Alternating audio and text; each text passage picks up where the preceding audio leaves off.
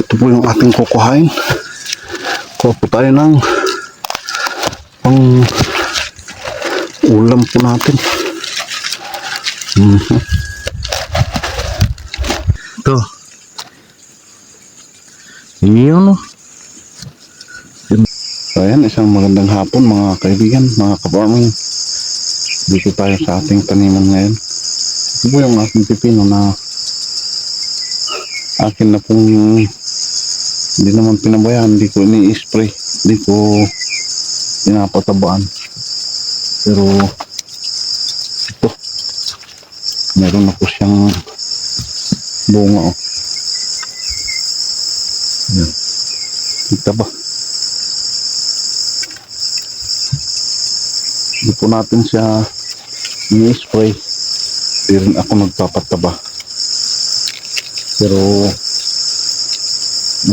meron na rin po siyang mga bunga. Ito. Yeah. Meron na po siyang bunga. Meron na pong mga buko pa.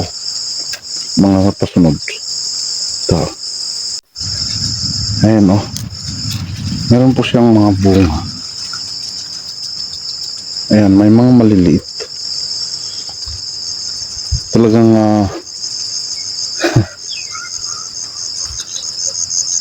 nasa huli, pero ito ay hindi ko na po ini-spray. Gawa nga po ng pahabol ng mga bulaklak. Yun. Siguro yung iba ay maganda. Yung iba din po ay hindi po siya nilamig. Ayan, tulad po nito. Punggos siguro. Mapunggos siguro ito. Mali siguro dito. Hindi ko binungkal yung lupa para mabilad o bungkalin. Mag-i-spray po tayo ng pang-infect sa lupa para po mamatay yung mga fungus na nasa lupa.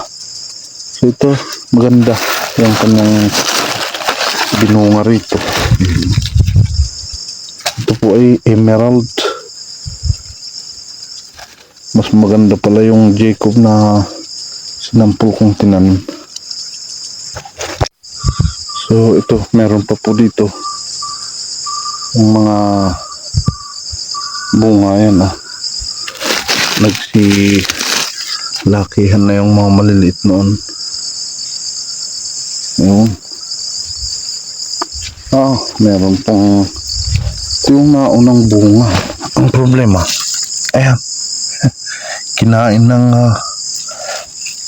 ibon o yung tukling kung tawagin dito sa ano. Yan. Yan. Meron nga, pero kaso lang talagang ayan naging naninilaw po siya. Naninilaw po yung kanyang mga dahon. Ay ewan kung anong ayan, may kambal sa baba. Ay hindi kambal, meron pong sa baba ay nagkaroon ng mga bunga. Ayan, mga maliliit. Kaso lang medyo matagal po siya bago siya nagkabunga. Ayan, ito mga namamatay. Siguro ay mga bacterial wilt yung mga nandito na sumalakay dito sa aking pipino. Ayan. Buti pa nga itong ampalaya. Ayan.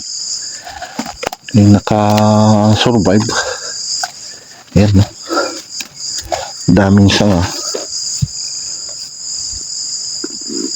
Meron po siyang maliit na bunga. Sana makasurvive ka para may kukuhanan ng pang-ulamin. Sarap ng ampalaya. Ayan pala yung isa. Mataba. Tabang ampalaya. Yan talagang mahuwa-white place. Oh. Yun. Sana hindi sirain ng nangain dito sa isa. Yan.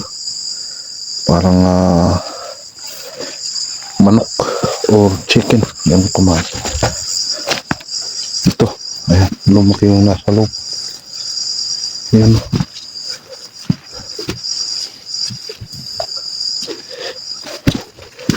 Pansin ko dito sa nasa gilid ay mas maganda po kaysa doon sa gitna. Ay medyo po yung nasa gitna. Itong isang plot na ito dito sa gilid.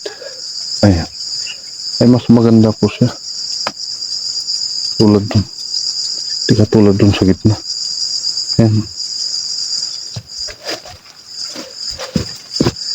Ayan po yung kanyang mga bunga. Meron pa pong mga maliliit dyan sa ilalim.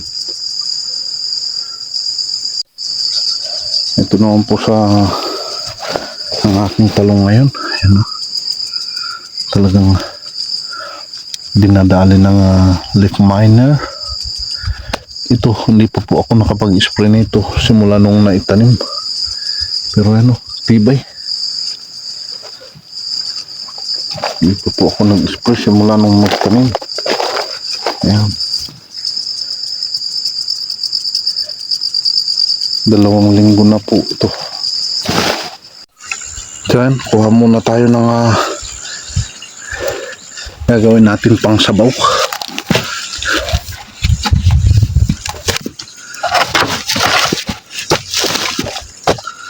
Iyo. Yung nabok.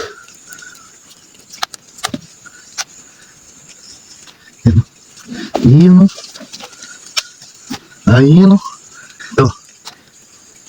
Iyon. Ganda nito. Yan pa sa ilalim. Ayun. Ito. Kunong kasarapan. Yung mga ganito. Kumuha lang po ako ng ilalaga ko. Ito lang po yung aking kukuhanin na yan. Yan. Yan. Ito po yung ating kukuhain. Kuha po tayo ng pang ulam po natin.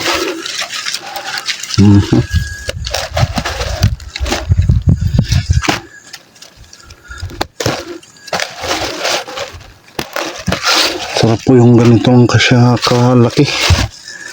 Kahit naman po lumaki ng gusto eh, hindi naman po siya mapait. Walang pait po ito. Kaya masarap. Pang dagdag ng ulam tulad ng tawag doon, sinigang na baboy o so yan po yung ating gulay na mustasa. Yan. Ito lang po. O yan o. Madami pa po. So yan na po yung ating gulay. Meron po tayong gabing galyang. So yung pino na dinali-dali po ng mga ngayon. Pakakain ko din po ito sa ating mga alaga. Sa manok. Mustasa. Yan. Organic na mustasa. Ayan, butas-butas ang dahon. Ayan, at hanggang dito na lang yung ating simpleng konting video. Konting may share. Ayan, maraming salamat. Ingat-ingat and God bless. Happy farming, mga ka-farming. Bye.